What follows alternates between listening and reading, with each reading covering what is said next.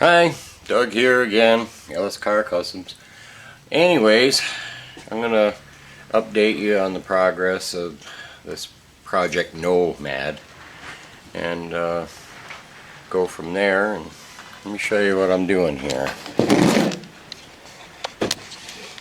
I've got the frame all ground down, cleaned up, and I rubberized it. Well, first I hit it with some of the rust killer, you know, after I ground it to neutralize any rust that was on it, and then put a bed liner on it. And now what I'm going to do is I just got some oil-based Rust-Oleum. I'm going to brush that on nice and thick to protect the frame before we slide the floor in there, because you'll never have better access than you have right now to do this. So I won't make you watch me paint it, but we'll come back when it's painted and I'll show you how it turned out. We've got the frame all painted here. All you gotta do is wait for the paint to dry, and while we're waiting for the paint to dry, we'll prep the floor to install it.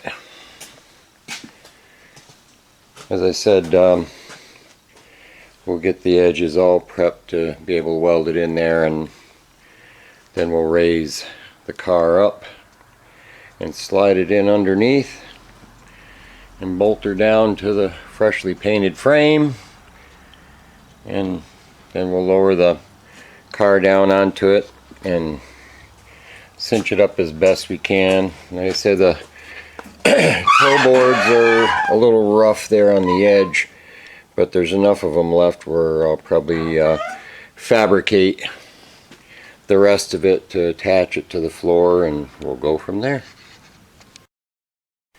So here I figure I'd bring you back to show you the process of what I'm doing here. I've got all the motor mount biscuits located, and I've lifted the car up. So now I'm starting to slide the floor in. Granted, I'm working by myself, but it's going to slide in just like that, and we'll slide it all the way in there and button it down, and I'll bring you back and show you how that turned out. Okay, we're back. So the floor is slid in there all the way. I haven't bolted it down yet, but she's resting on her mounts,